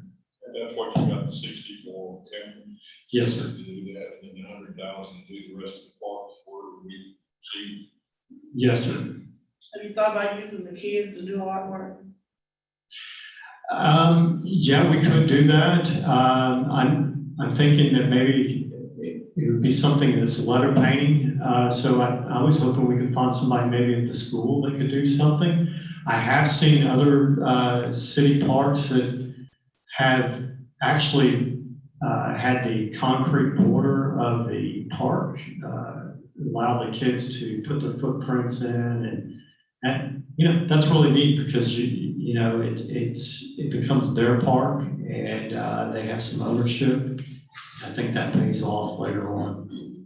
So yes, we could look at the possibility of having some kids participate in the actual improvements of our parks. We got some great artists out in our team that come out and do something. Fantastic. Also, on the park, Bobby, the benches that are already there, they're in pretty bad condition as well, so is that included in this funding, or? It could be, yes, ma'am. So we have park equipment at 100,000. I really, instead of trying to spread this over several different parks, let's focus on one park and then move to the next, so we can really see a difference in what we're doing. And kennel makes sense because it's very centralized. The kids can ride their bikes over there. And we have a splash pad there now, so I think that will create some interest there. Would it be something you're gonna move some of the picnic tables that work off from Statue to the Campbell? Well, we purchased those picnic tables out of hot funds, so they need to stay there as part of the Stansel Park. But we can purchase additional benches and tables as well. You also could utilize the school as well, maybe the craft shop, whatever. I don't know how the inmates are working, I don't know if they have that type of materials. And also, we have a welding company in town. You might can get with them as well to see if they could weld something that would be more steady. Sure. I've seen a lot of welding material that becomes in park project as well. So I think that we should look to the community to see what kind of resources we have and personalize the park instead of just going and buying this ready-made stuff that's already super expensive as it is. Okay, before we go to the next one, I would like to go back to the events, for the additional events for the Civic Center. It says additional, is this an additional 5,000? This is an additional $5,000 that we have set aside, and this is in the general fund side. You know, part of our funding is hot tax base related, and those are basically events that put heads in beds, as they say. So this would be a total of 10,000? Do you know the total amount that we have? I can get the number to figure out how much we already have budgeted there, but we're asking for an additional 5,000 in addition to what we already have in base. So we don't know what it is? I believe Ashley had wanted to actually use this for hometown Christmas and have kind of more of a carnival type of rides and additional kind of beef up that event itself with carnival type activities. The reason I'm asking is because I think we should focus on a lot more of community outreach as far as the exercising or some type of workshop or training, something that's going to benefit the community as a whole. I mean, that's just I agree. I'm looking at the possibility of converting our events coordinator into a recreation specialist that would help out with the sports park. I'm looking for somebody that has an actual degree in kinesiology or something similar that could help us run the sports park and help out Ashley with those activities, as well as provide those kind of events. In the past, we had a swimming pool, we had water aerobics, we could have step aerobics for seniors, yoga, body pump, you name it. Anything that can help with day camps, I guess you could say, for kids during the summer. That's the direction that we want to go in, and that's why we created this recreation committee to explore those ideas. I do want to bring somebody on that has they either have a degree or they have an experience in recreation type activities. Okay, can I get that total, once you find out what it is, the total plus that additional? I believe it's anywhere between 6,000 and 7,000 But we will get you, already budgeted. yeah, we'll get you the total. Okay, thank you. And one other item before we go, and this is on the street signs, and I see that you have, is that $2,000? That's in addition to what we have as well. In the past, we replaced a lot of our street signs with the red light camera. We no longer have that revenue. Surprisingly, we had employees in that fund as well, and we were able to absorb all of that into the general fund. One of the things that was helpful is we had an additional resource to replace our signs. We haven't had the red light cameras for years now, and so we do need to look at additional funding for replacement of street signs. We're getting a grant writing, this is the grants on streets. Yes, ma'am. That's one of those that also makes sense to hire somebody that's a third party. Even the bigger cities use they may have a grant writer, but most of the heavy lifting is done by third parties. That's all they do is write grants, and they're going to be more efficient than actually having somebody on staff. Now, if we found somebody that had grant writing abilities and they also had good accounting experience, and if it made sense, we definitely look at it, but it does make sense to have somebody to pay for somebody third party. And a lot of the grants have funding that will support the administrative part of it, so we can pay for the third party through the grant itself. So it's revenue funds, and we need.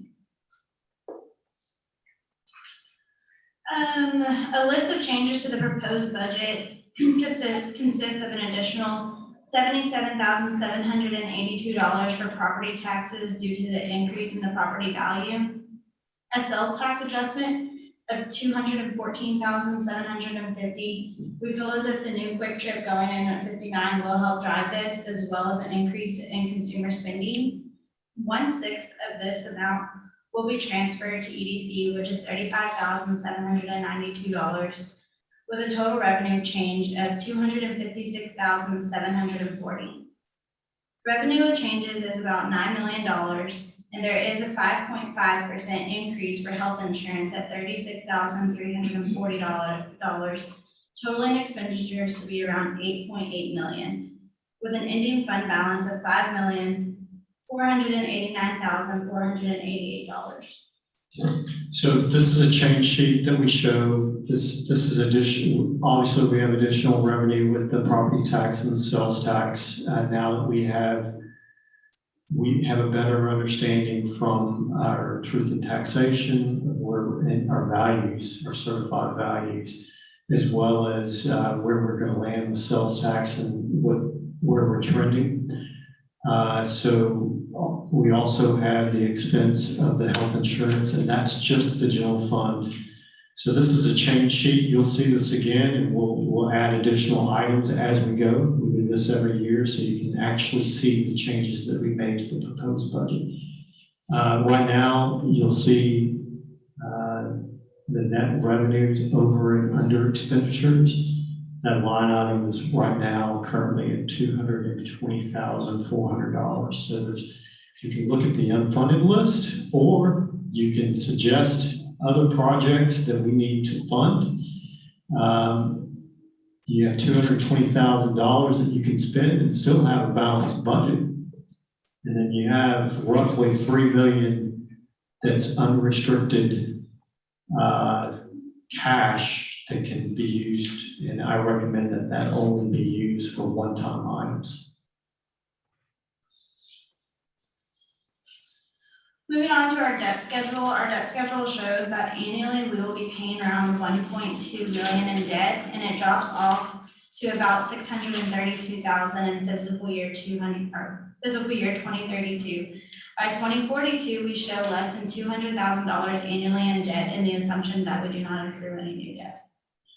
So you can see the graph on the side, and we're roughly at $1,200,000 in debt payments for the next 5 years. In 2027, that'll come down to just north of 600,000 in annual payments, and then continue to drop in 2028, 400,000. So that additional, it gives you additional capacity for debt or just lowering taxes. Sorry, I didn't mean to do that. Think about the ladder trucks like that, that's for you. Yes, sir.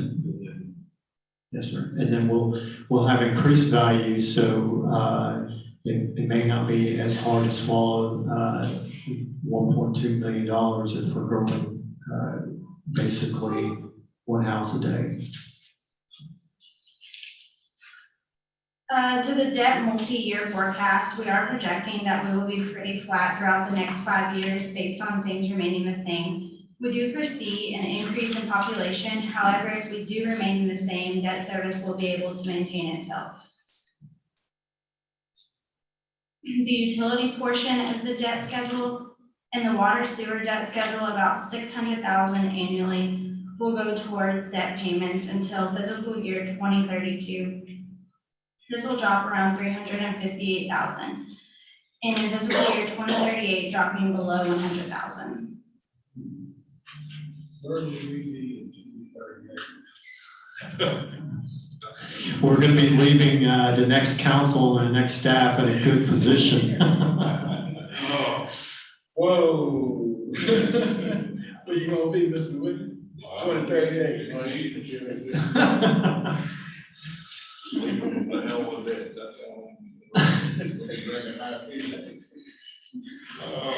Moving on to the water sewer revenues, rates for water and sewer remain unchanged. However, we are forecasting at least 100 new homes to be built, which is why we are seeing an increase for charges for service. Our total revenues are projected to be $3,497,533.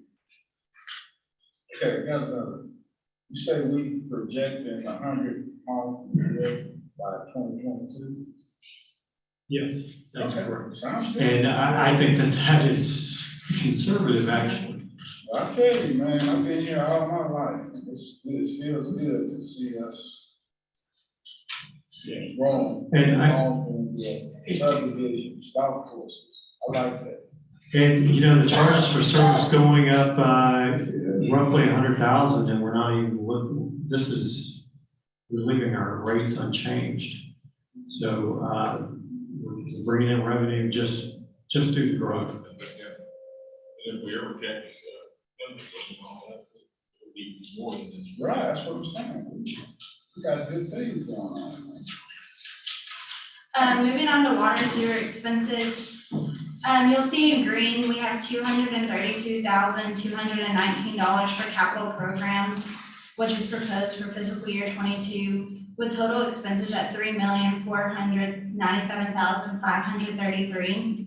We are projecting a balanced budget with $874,383 held for reserve and $1.3 million in excess cash. For a rainy day. Good for me, Let's say. The water sewer budget highlights, we are at the same as general fund, proposing a 5% merit increase across the board. We are proposing $20,000 for additional AMR water meters. The city has begun the process of replacing the old meters with the new technology, and additional funds are needed to continue this process. Financially, the overall accuracy of the meter reading system should be significantly improved and lower overhead expenses in the long term. Also, additional allocation of $8,000 of fund for materials are required due to production increase. All right, as far as the smell and stuff in that well. So that well is being held in reserve, and we want to make sure that we take care of our water rehab, the water towers first. And the brand new water tower, and then I want to circle back and take care, I want to build an aerator to handle the smell. But one of my concerns is it really doesn't drop the sulfur rate that much. So I would like for a second opinion on what we can do to improve our smell on that reserve well.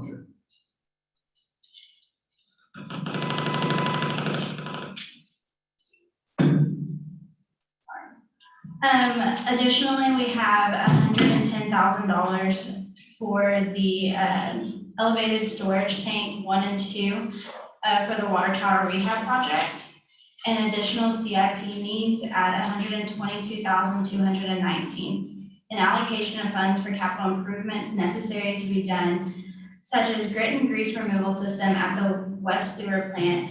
This is needed because grease does not process down. The total suspended solids affect numbers reported to TCEQ, and the system would help to stay within permit guidelines and avoid fines or non-compliance issues. So we have $1 million, and the reason why you're seeing, we show the capital improvement slides as a separate item because that's really multi-year projects. You're using bond money. And then this discussion that we're having right now, the budget discussion, is over operations. That $110,000 is in addition to the $1 million that we've set aside to rehab those water towers. So I've got a little bit of a delta that we need to close the gap. We may not need the 110, but that covers our contingencies in any kind of project. So we may have some savings here, but I'm going to hold $110,000 for the water tower 1 and 2 rehab. And that project will be kicked off here very soon. We already have the engineer on it. We've already done the studies. We know what needs to be done. So this 110 just is the addition that we need.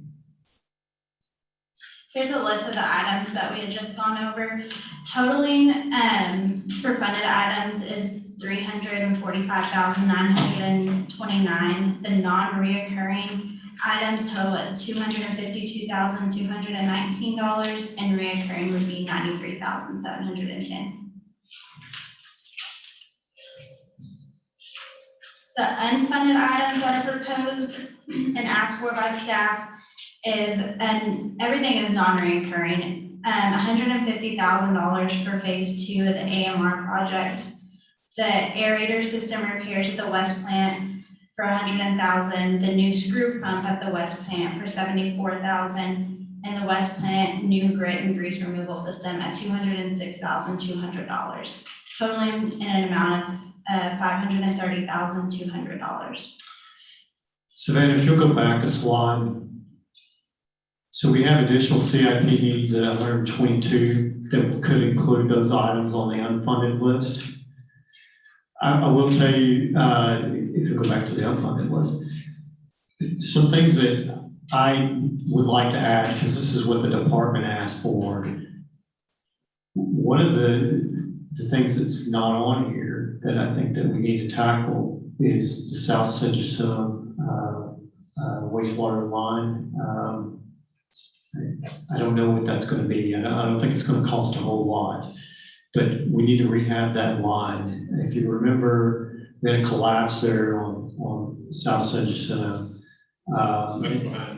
Yes, so we're going to fix that. So I want to take it out of that that lump sum of funds that we have that's not on this list here.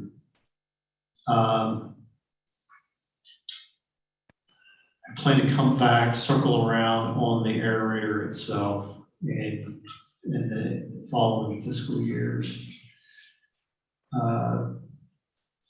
So there's some minor repairs that we need to do around town, and I'd really like to focus on that. There are things that happen, like South San Jacinto, that we need to have available to take care of business. So another issue is in Kirbywood, have a manhole that is only 18 inches deep. It really requires a lift station at that location. And we have constant complaints on that manhole because of infiltration. And infiltration just occurs in all systems. It's basically water that gets into the system from raining. And if you get enough rain, it'll start pushing out everything in the system, including the sewer. And we need to correct that. All cities have this problem, but this is an area that we need to resolve. It's a constant problem. We've tried different solutions. We don't want to have sewer backing up into homes. So we can't make modifications to the manhole. I think we're going to need a small grinder pump or a lift station in that location. I'd like to get that resolved in the next year. I think that we can fund it in this year. You're looking at, could be somewhere around $40,000.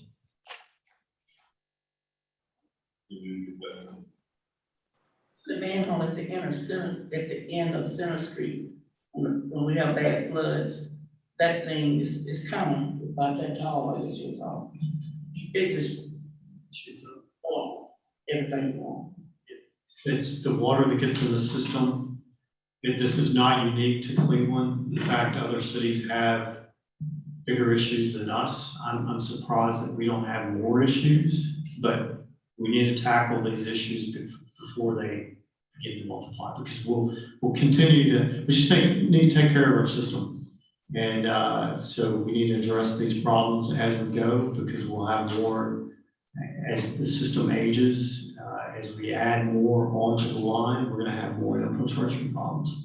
A lot of it is root damage, a tree close to a water line will get into the pipe and create a break in the pipe, and then you get moisture, rainwater into that system. So that's what's going on. Done the smoke test, that's what they're doing. When they do the smoke to see where the groundwater is getting in their system.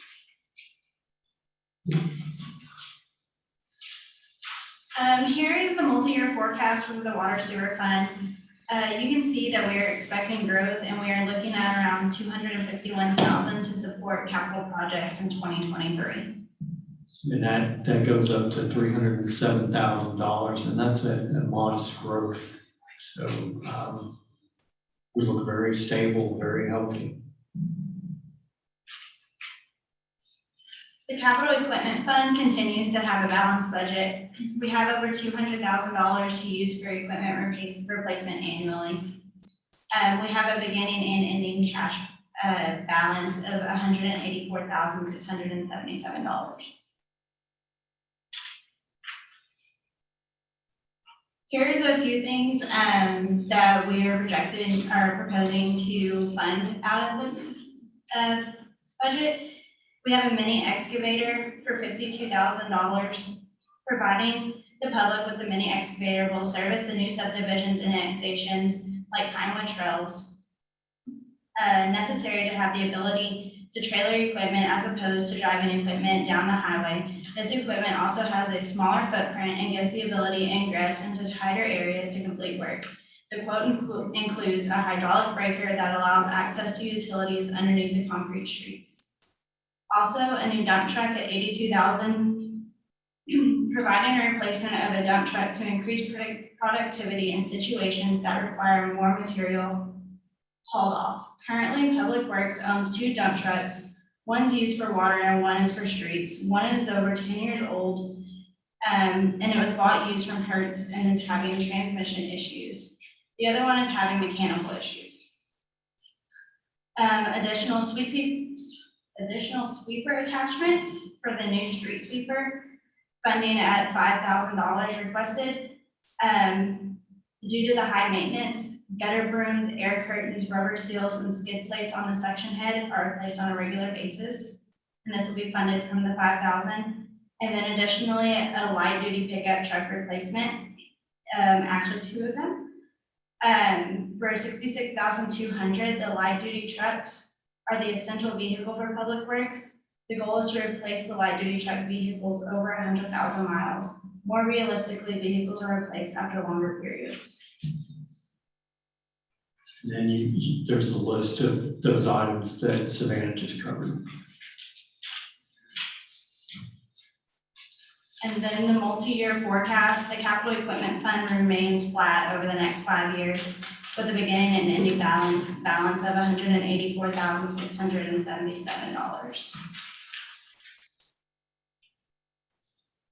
Moving on to hotel motel, we're proposing occupancy tax at $251,502, with total revenues of $252,352.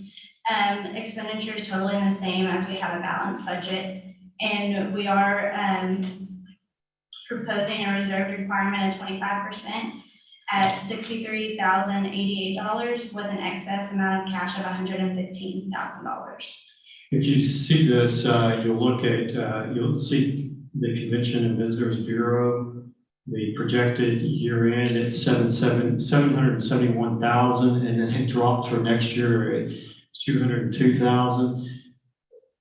That has to do with the cash that we're going to use for the pavilion. So obviously, we're not going to spend that all by September 30th, but it'll come back as a carryover. Highlights of the hotel motel budget is the 5% salary increase, which is the same as general fund and water sewer. The additional advertising for $10,000. The laws governing hotel tax expenditures permit the city to delegate expenditures of hotel tax money to another entity, typically a chamber of convention and visitors bureau. And then capital programs at $20,000. The allocation of funds could be used for the train depot project.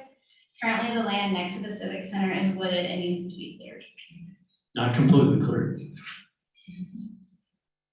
And then here's a list of the funded items. Correct. For a total of $34,160. And the hotel motel multi-year forecast throughout the next 5 years, we have roughly $25,000 for capital projects for this fund. The EDC income statement, we have revenues at $732,633 and expenses at the same with an ending cash balance at $1.5 million. This includes this is with a 25% reserve requirement of $183,158 and excess cash at almost $1.2 million. If there is a project that comes up for EDC, it's the big one, the one we've all been waiting for. That's you've got that cash available. It's sitting there. It's ready to be used at $1.2 million.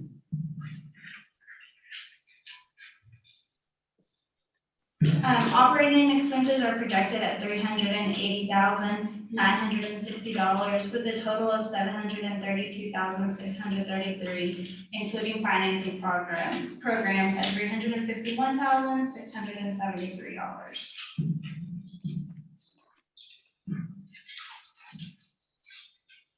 The EDC budget highlights also include the 5% increase across the board. And also capital outlay of $283,673, which funds will be allocated for gateway signs, downtown murals, and other capital projects. Detail allocation is to include $100,000 for gateway signs and $30,000 for mural projects. The numbers for these projects are undetermined due to inflation and material costs. I would think it'd be, we can do something cheaper.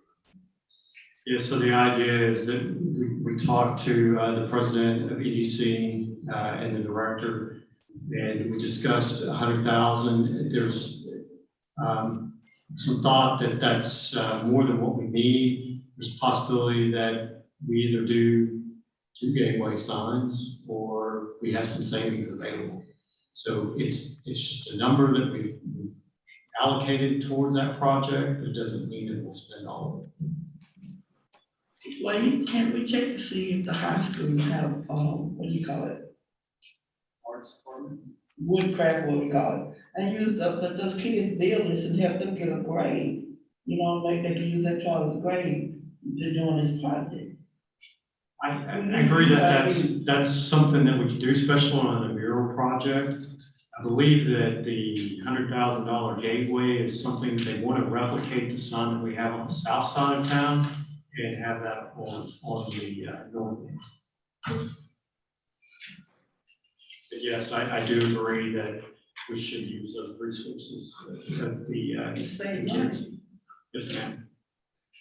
Here's a list of the supplemented items that for a total of $283,673. And looking at the 5-year outlook, you can see in fiscal year 2023, we will need about $300,000 to cover supplemental capital programs. It's going to look even better than that because we have the additional $35,000 in sales tax that based on our trends that we're likely to receive. So this is a very conservative outlook. What's really helped EDC have the additional funding is they no longer have to do the reimbursement for the Earth Energy grant. So that was finalized this year, providing additional funds for EDC.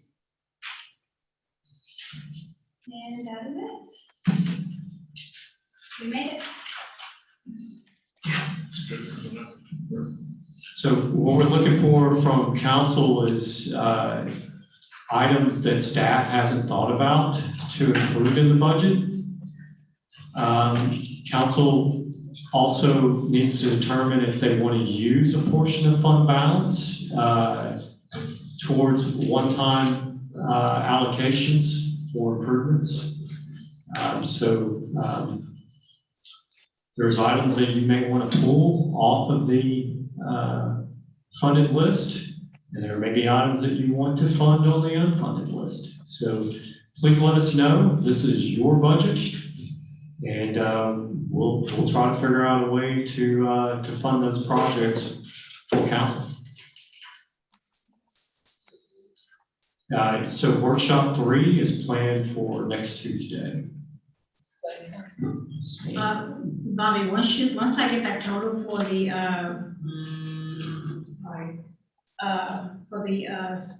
additional for the civic center, I would recommend that I don't know the total, that's why I would recommend that we increase that for other community outreach programs or training, workshops, whatever. Okay. Do you foresee what kind of projects? Are we looking at parks and recreation type projects? Or are you looking for outreach type events for community, kind of like the food drive? I want to make sure I understand the direction that. Well, yes, to that point, the food drive, and actually, she does have something that she wanted to bring to the civic center, which is involving all the counties, because this is the county that she works in, which will also provide other services. So that would be actually some funding to go toward that type of event. So something that would supplement what we're trying to do. Yes. And I just really can't think off the top of my head, but CPR training, that's an example. CPR training for people in the community. Also, a legal workshop for people that's in the community. People have gone through so much trauma this last few years in legal as far as wills and things that they can do that they may not even know. And you'd be surprised of things that come up and people don't have any knowledge about it. So maybe a legal workshop where attorneys will come in and give legal advice, what you should do, like the property that we were talking about earlier. People have property that probably has gone into some type of foreclosure or something, and they might need legal advice and don't know where to go. So that is something that I think will benefit the community as well. I agree, and I think those are the type of projects that we need to pursue. A lot of this is handled through the cities of recreation, even though it may not necessarily be recreation, because you're talking about speakers coming in and giving some kind of class, but this is something that I see that can be handled through a recreation specialist that can handle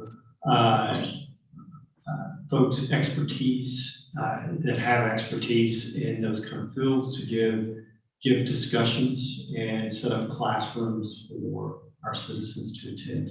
And also like dietitians or dietary, it's so many things are going on where people needs to probably create a better eating habit.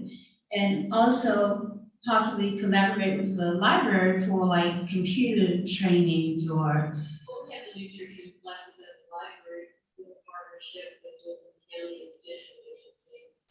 We do computer classes, the new website that we have also has that, we can do it online. We also partner with computer classes. A lot of that stuff's already being done. And that's why I say sort of collaborate with the library to do that. You might need a larger facility, you know. Yes, ma'am. That is the direction that we want to go. Well, I suggested, council, that they, between now and next Tuesday, if you've got some project that you want to push, you need to get it out, and get it looked at. That's what we're here for. Yes, sir. Thank you.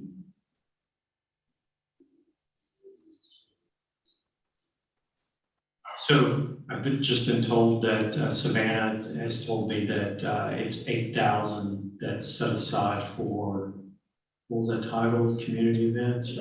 Events. So we have $8,000. Plus the 5,000? That's total. Oh yeah, I think we need to increase that. How do we do? But that might get us started with some speakers to come and talk, and maybe we get a nutritionist out here We and could probably get those lawyers, I think they would probably give their time, hopefully, how lawyers are. Yes, ma'am. Do we have these classes set up anywhere for people need these classes? I'm not aware of one, but that's another type of program service that we could provide. They're on hold right now. Mary's saying something. They're on hold because of COVID. What type of program? GD. I was gonna say that Warren told me that they're shut down again because of COVID.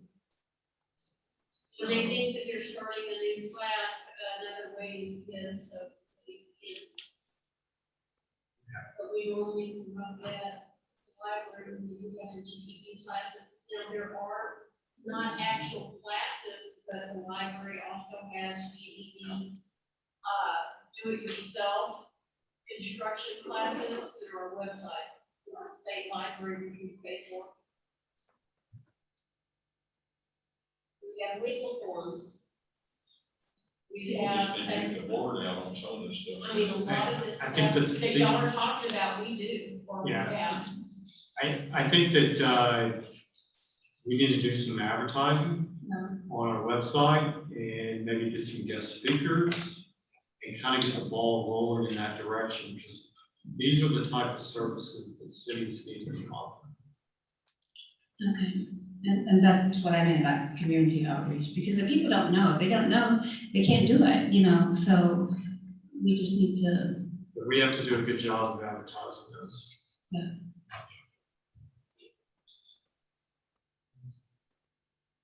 That motion that we adjourn. I make a motion that we adjourn. please. Carolyn, do you have anything? I didn't mean Oh, I'm sorry. to miss out on you.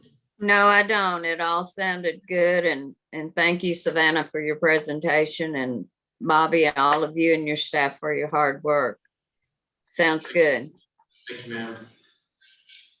Now I get the motion. I would like to make a motion that we adjourn, sir. Okay. Danny, you seconded? Yeah. All those in favor? Okay, let's go. Oh, yeah. Hopefully everybody sleeps. I saw part of those off.